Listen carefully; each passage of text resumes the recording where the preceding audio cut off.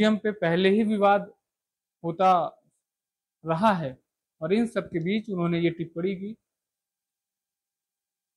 अब मामला और तूल पकड़ रहा है। उन्होंने ईवीएम हैकिंग को लेकर के भी जिस प्रकार से सामने आए हैं और काफी देश में बयानबाजी का उफान आ गया है। आपको बता दें कि बड़े व्यापारी हैं, बिजनेसमैन हैं और दुनिया के नंबर 1 हैं, लेकिन क्या हिंदुस्तान में ईवीएम से ना करा के बैलेट पेपर से चुनाव संभव है? 100 करोड़ समथिंग मतदाता अगर देश पे हैं तो क्या बैलेट पेपर से चुनाव संभव है?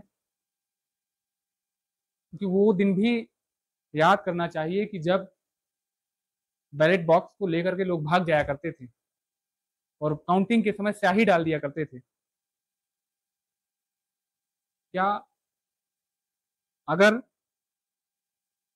ईवीएम को हटा करके बैलेट पेपर से चुनाव कर दिया जाए तो काउंटिंग कितने दिन में जाके पूरी हो पाएगी? इस चीज को एलन मस्क को सोचना चाहिए, क्योंकि वो समय समय पर विवादित बयान देकर के सुर्खियों में भी बने रहना चाहते हैं।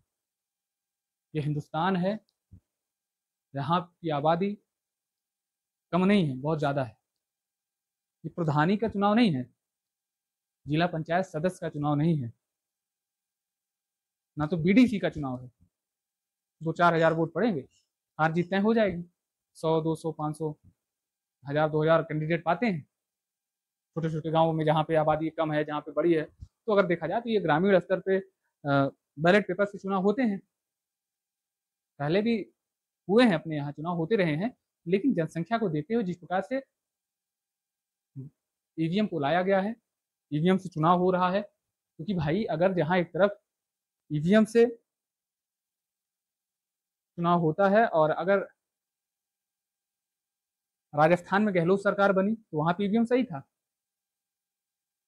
छत्तीसगढ़ में बघेल साहब की सरकार बनी तो वहां पे ईवीएम सही था, लेकिन अगर यूपी में योगी जी बन गए, ईवीएम खराब हो गया। मध्य प्रदेश में मोहन यादव बन गए, ईवीएम खराब हो गया।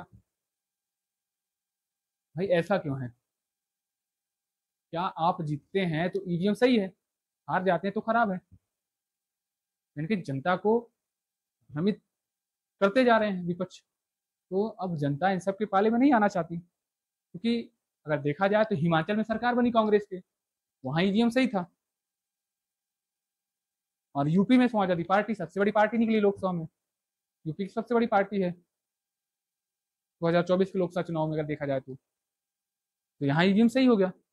आखिर भाई ये विपक्ष का जो रोना है कि ईवीएम सही है, जहां आप जीते वहां सही, जहां हारे वहां खराब, तो इन सब का मुद्दा बेवजह का है, तूल पकड़ाने की जरूरत नहीं है। इस सब में समय समय पर चुनाव आयोग ने